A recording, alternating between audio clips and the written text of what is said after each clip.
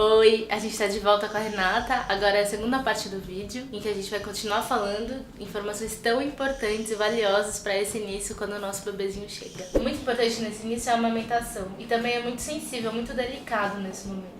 Quando a gente vai amamentar, a gente tem que amamentar com um relógio para saber quanto que ele mamou em um peito, quanto mamou no outro. Tem que ver se tá o leite gordo, se tá o leite magro.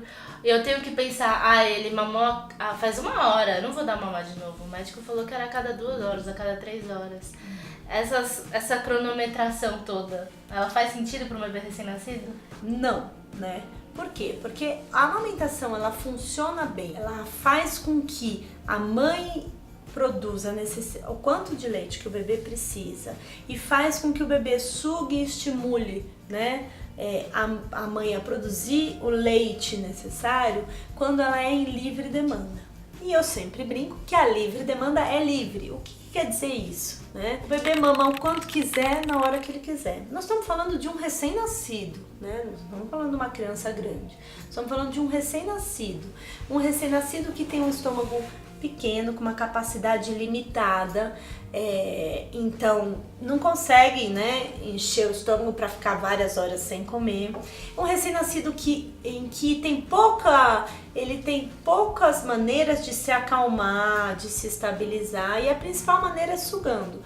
Então o bebê não mama simplesmente para matar a fome também, mas ele mama para matar a sede, ele mama para se acalmar, ele mama para se organizar, ele mama para estar perto da mãe, ele mama para fazer cocô, ele mama para soltar pum. Então o bebê mama por milhares. Só vai se fazer cocô, mamãe. Aí pegava, aí ele tá reclamando, você fala, deixa eu ver, põe no peito, e daí faz o cocô. Então, se você for pensar que o bebê mama só por fome, você vai questionar assim, nossa, mas ele acabou de mamar, quer mamar de novo. Então o leite tá fraco. Né?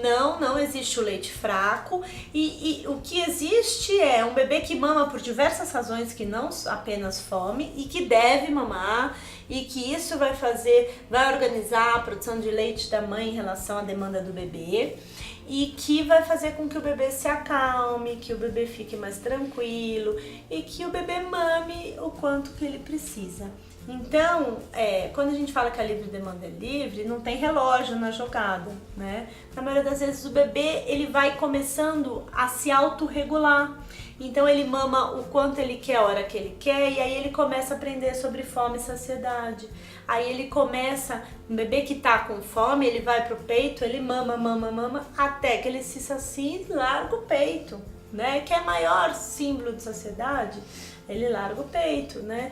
Então a gente tem que dar a oportunidade dessa experiência da livre demanda. A gente acaba muitas vezes mudando, né, o peito porque a mãe tem que estimular os dois peitos e porque tem que estimular esvaziando a mama, né? Mas tem bebê que mama só um peito, tem bebê que mama 2 peitos, tem bebê que numa mamada mama 1 e dorme, na outra quer mamar 1,5, né? Então os bebês, principalmente no primeiro mês, não tem padrão nenhum e é normal. O que você precisa fazer é ir acompanhando, né? Se o bebê tá fazendo xixi, que é muito importante, que é um sinal que ele tá hidratado, né? Tem um padrãozinho aí que evolui o xixi, mas um bebê com mais de 1 semana de vida faz pelo menos 6 fraldas com xixi por dia. O xixi é clarinho, né? E se o bebê tá fazendo cocô, se o cocô já tá com um aspecto de um bebê que tá mamando leite e tudo mais, e acompanhar a recuperação do ganho de peso, porque o bebê perde o peso, né, nos primeiros dias de vida e depois vai recuperando o peso, né? Então ter esse acompanhamento pra você ter certeza de que tá tudo bem, né? Mas é livre demanda e a livre demanda é livre. Quando que a falta de cocô é uma preocupação? Depende, né, da época que a gente está falando da vida do bebê, né? O bebê no começo, né, nos primeiros dias, né, vai eliminar o mecônio. Depois, quando a mãe tiver a descida do leite, esse cocô vai se modificando, né, para um cocô que vai ficando mais pastoso, às vezes mais líquido, tende, né, para o alaranjado, depois para amarelo. E no primeiro mês de vida, né, é esperado que um bebê faça cocô diariamente, um bebê que está mamando bem. Mas a gente tem uma amiga, né, que diz que tudo só é um problema quando é um problema, né? Então só vai ser um problema se o bebê efetivamente, né, não está fazendo cocô porque ele não está mamando bem, né? No primeiro mês de vida. Depois que a amamentação já tá tudo certo, que já engatou, é normal, inclusive em alguns períodos, né, o bebê que mama leite materno ficar 7, já vi 8 dias sem fazer cocô, né? E pior, o bebê não tá incomodado, né? Então, quando isso tá acontecendo, o bebê que tá ganhando peso bem, que tá indo super bem, que tá mamando, mas fica muito tempo sem fazer cocô e não está incomodado, isso não é um problema, né? Quando tá mamando o leite materno, que é bastante absorvido, que é de fácil digestão e tudo mais. Então aí dá pra esperar. É diferente quando o bebê tá incomodado, é diferente quando o bebê não mama leite materno, né? E nos primeiros dias no primeiro mês de vida, né? Uma ausência sistemática de cocô, a gente fica de olho pra ver se realmente esse bebê tá mamando bem, né?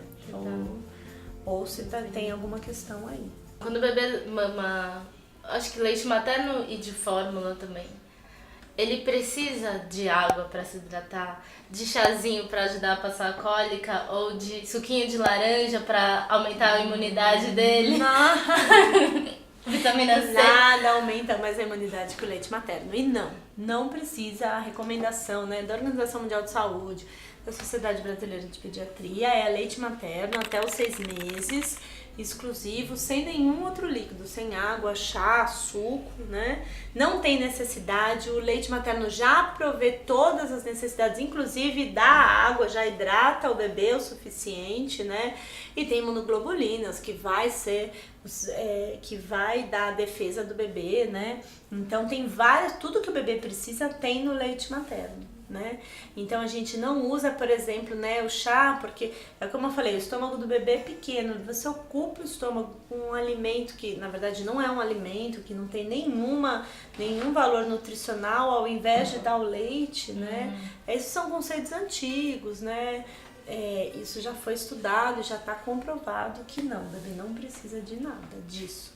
Eu tinha pensado em outra aqui, das cólicas também, queria pensar na cólica. Polêmica.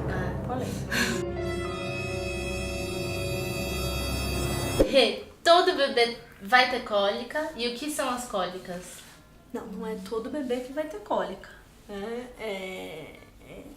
Alguns bebês têm cólica, né? E a cólica mesmo, cólica do lactente, por definição, ela acontece, né, por volta da 3ª semana, geralmente em um horário específico do dia, é um horário que o bebê tem um choro intenso e inconsolável. E chora às vezes por 1 hora, às vezes até mais. Né? Essa é a definição da cólica, né, do lactente, que é uma entidade descrita e tudo mais, né? Eu acho que a grande questão é que bebê pequeno chorou, na maioria das vezes é cólica. Chorou e encolheu a perninha, é cólica, né? E muitas vezes entra naquilo que a gente estava falando da esterogestação, porque é um bebê que, por exemplo, você colocou no berço solto, ou tá no trocador solto, tá em algum lugar solto, e aí ele chora e encolhe a perninha.